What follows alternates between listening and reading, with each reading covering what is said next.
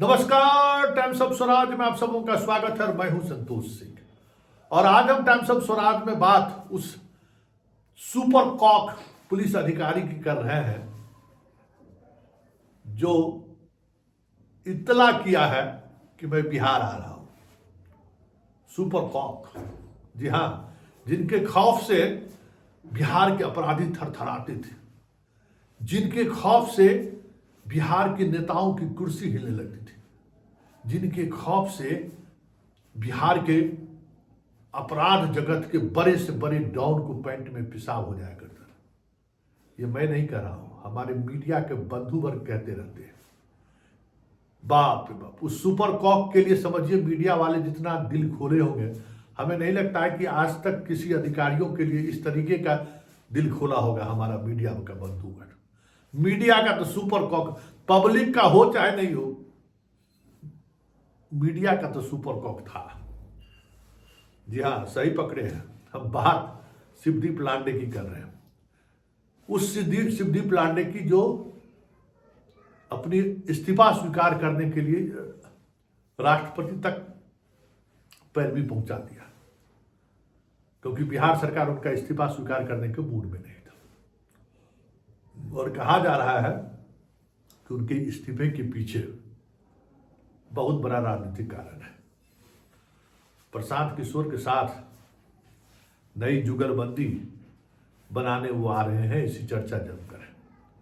पिछली बार जब ये चर्चा हुई थी तो वो सिरे से खारिज कर दिया था, लेकिन वो जो एलटी घाट में जो टेंट बना है ना, जहां पत्रकारों का आजकल शाम में बैठकी लगता है, जहां ऐसे युवाओं की बैठकी लगता है जो राजनीति में प्रवेश करने की इच्छा रखते हैं, ऐसे लोगों का जमावड़ा लगता है जो अलग अलग तरीके से नैरेटिव करते रहते हैं। मतलब राजनीतिज्ञों का एक अड्डा एलटी घाट में, क्या कहते हैं, प्रशांत किशोर के टेंट सिटी में आपको मिल जाएगा। सब लोग पहुंचते, शाम को पहुंचते सब पहुंच जाते। तो खबर यही है कि आनंद मिश्रा तो संभाल ही रहे हैं, दूसरे शिवदीप लांडे भी आ रहे हैं। और शिवदीप लांडे को कह सकते हैं कि जो हमारे मीडिया के बंधुवर्ग सुपर कॉक बनाने में सारी हदें पार कर दी, मीडिया के सारे एथिक्स को जिसने तोड़ा, अब उनको ये सपना दिखा रहा है कि इस प्रदेश में महाराष्ट्र से मधुर मिये भी आए थे, इस प्रदेश में महाराष्ट्र से जॉर्ज फर्नांडिस भी आए थे। आप आइए न, रातों रात बिहार की जनता आपको हाथों हाथ उठा लेगा। इस तरीके की सोच चल रही है। दोस्तों, ऐसे में देखना दिलचस्प होगा कि आखिर शिवदीप लांडे जी आकर करते क्या है, क्योंकि मैं जहां तक शिवदीप लांडे को जानता हूं और शिवदीप लांडे को लेकर जहां तक मेरी समझ है, जिस तरीके से पुलिसिंग में वो 110% फेल रहे, उसी तरीके से राजनीति में 200% फेल करेंगे, ये भी तय मानिए, क्योंकि वो विधा उनके हाथ उसमें है ही नहीं। हम शुरुआती दौर में जब वो पटना का सिटी एसपी बना था, उस दौर से हम कह रहे हैं कि भाई ये आदमी आईपीएस बन कैसे गया। मतलब चाल चरित्र, चेहरा, पढ़ना लिखना, बातचीत का सलीका, हर वक्त जब कभी भी हमारी मुलाकात होती थी, हालांकि हमारी मुलाकात मतलब 36 का मुलाकात, तब हमें लगता था कि भाई ये आदमी आईपीएस बन कैसे गया। मतलब आईपीएस बनने का जो 1% हमको गुण नहीं दिखता था। नेता तो बहुत बड़ी चीज है। देखिए, नेतागिरी आसान नहीं है। जो लोग ये सोचते हैं कि नेतागिरी तो अरे वाह क्या बात, वो भ्रम में जी रहे हैं। नेतागिरी इतना टफ काम आज की तारीख में नहीं। कभी भी लीडरशिप जो होता है ना, लीडरशिप वो एक अलग क्वालिटी होता है और वो ईश्वर का दिन होता है। चाहे वो लीडर बाद के दिनों में भले जनता का शोषक हो जाए, बाद के दिनों में जनता को लेकर भले ही उसका नजरिया बदल जाए, लेकिन लीडरशिप क्वालिटी जो है ईश्वर बहुत कम लोगों में देते हैं, तो वो भी नहीं है। तो ऐसे में सवाल उठना लाजमी है कि आखिर लांडे बिहार आ क्यों रहा है और किस आधार पर आ रहा है। बिहार में जाति तो एक बड़ा आधार है, जिसको हमारे जो सुपर कॉक के महिमा से मंडित करने वाले जो पत्रकार बंधु हैं, वो मधुर मिये और जॉर्ज फर्नांडिस का उदाहरण देकर उन्होंने उनको गदगद कर दिया है। फिर भी सवाल उठ रहा है कि आखिर वो आ क्यों रहे हैं। क्या उनके आने के पीछे कोई खेल है क्या, या फिर बिहार आकर वो साधना क्या चाहते हैं। देखिए जो खबर आ रही है, जो जिस तरीके की खबर आ रही है, देखिए बिहार में एक ऐसे फ्रंट बनाने की कोशिश कॉरपोरेट जगत की लगातार चल रही है, जो नीतीश, लालू और बीजेपी की जो ये टिकड़ी है ना, जो पिछले 30-40 वर्षों से बिहार की राजनीति को अपने ही आसपास बनाए रखने को मजबूर कर रखा है जनता को, उसके सामने एक छद्म पार्टी खड़ा किया जाए, उसके सामने में एक छद्म विकल्प के तौर पर खड़ा किया जाए। और वो जो छद्म है ना, वो ऐसी स्थिति उत्पन्न कर दे कि जो खास करके नीतीश हमेशा पावर बैलेंस की तरह बिहार में 30 वर्षों से, लगभग 2005 से तो है ही, सत्ता में है, जिसके साथ रहेंगे वो सत्ता में रहेगा, जिसके साथ छोड़ देंगे वो सत्ता से बाहर हो जाएंगे।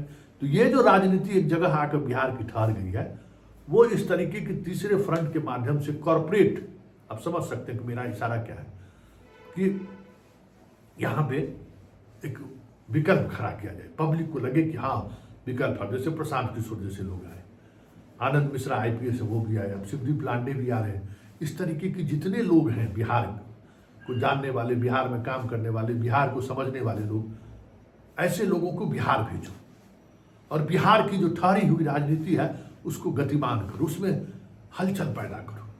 ये देखना दिलचस्प होगा कि हलचल पैदा करने में शिवदीप लांडे कितना कामयाब होते हैं। लेकिन इतना तय है कि शिवदीप लांडे जैसे लोगों को बिहार की राजनीति में हमें लगता है कि बहुत मुश्किल होगा। वार्ड काउंसिलर का चुनाव भी लड़ना, मुखिया का चुनाव भी लड़ना, विधायक और MP की तो बात ही छोड़ दीजिए। क्योंकि जिस मिजाज के शिवदीप लांडे हैं ना, हमेशा मेरे ही तरह, अब अभी ना हम चश्मा पहनते हैं, रातों में शिवदीप लांडे चश्मा पहनता था। और जो व्यवहार है, जो तरीका है, वो IPS का जो अपना एक मिजाज होता है, उस मिजाज से शिवदीप लांडे कभी बाहर नहीं हुआ है। तो ऐसे में राजनीति में कितना फिट बैठेंगे वो समझ सकते हैं। हाँ, लेकिन हमारे मीडिया बंधु ने जो एक सुपर कॉक का इमेज बनाया है पब्लिक के सामने, उस इमेज की वजह से हमें लगता है कि पब्लिक उनको पसंद करती है, इसमें भी कोई दो मत नहीं है। लेकिन पब्लिक इस हद तक पसंद करे कि उनको राजनीति में जगह दे दे, तो ये बिहार है भाई। बिहार बाहरी लोगों को, शरद यादव को भी जगह दिया है, जॉर्ज फर्नांडिस और मधुर मिये को भी जगह दिया है, लेकिन ऐसे राजनीतिज्ञों को जगह दिया है जो किसी न किसी वैचारिक धरातल से बाहर निकल कर आए हुए थे। ऐसे लोगों को उन्होंने सर आंखों पर बिठाया है जो किसी खास आइडियोलॉजी को लेकर देश और दुनिया में उसकी पहचान रही हो। ये नहीं कि कोई IPS आया रिजाइन देके। यहाँ तो बिहार में कई IPS लोग भाग आए। DP ओझा जिस समय में शहाबुद्दीन ने सीधे तौर पर फाइट किया था, और हमें लगता है कि अभी हाल ही में वो इस दुनिया से चले गए, और लालू से फाइट करके आए थे और तुरंत चुनावी मैदान में गए तो 5000 वोट भी नहीं आया, और वो भी लड़ गए थे भाकपा माले के टिकट। सब सोच सकते हैं, हर भाकपा माले का अपना एक आधार है। तो इस तरीके का कई लोग और भाग आजमाए हैं। IPS पदाधिकारियों को तो बिहार की जनता ने कभी स्वीकार नहीं किया, ये तय मानिए, कभी स्वीकार नहीं किया, क्योंकि पदाधिकारियों को लेकर बिहार की जनता का एक अलग मिजाज है। उनको लगता है कि ये शासक वर्ग है, और जब तक पदाधिकारी के रूप में रहे हम सबों पर शासन करते हुए दिखा है, इसलिए कभी पदाधिकारियों को तवज्जो देते हुए बिहार की जनता नहीं स्वीकार किया है।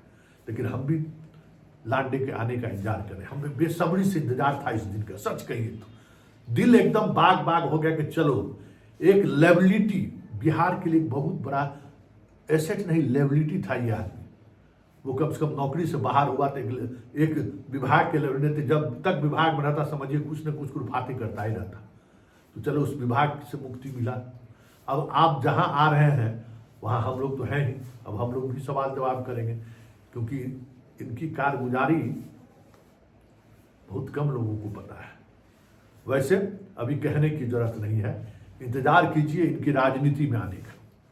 हमें भी इंतजार है कि आखिर इस बिहार को इन्होंने समझा क्या है, आखिर इस बिहार को इन्होंने समझा क्या है कि महाराष्ट्र छोड़कर बिहार आ गए और अपने फेसबुक पोस्ट पर 3 लकीर, किसी ने कहा कि ये शिव का चंदन है, किसी ने कुछ भी कहा, किसी ने किसी तरीके से प्रभाषित किया, लेकिन सबको इंतजार है लांडे का।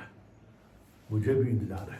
देखिए लांडे भी आ रहा है, मजा आएगा 2025 में। अपने अपने तरीके से हर कोई बिहार को ही आजमा रहा है। ऐसे में दिलचस्प होगा कि बिहार 2025 में किस करवट लेता है, क्योंकि प्रशांत किशोर हो, चाहे आनंद मिश्रा हो, चाहे हमारे लांडे साहब हो, इतना तय मानिए कि इस बार बिहार की जनता सबों की परीक्षा बहुत ही मजबूती के साथ लेने को तैयार बैठा है।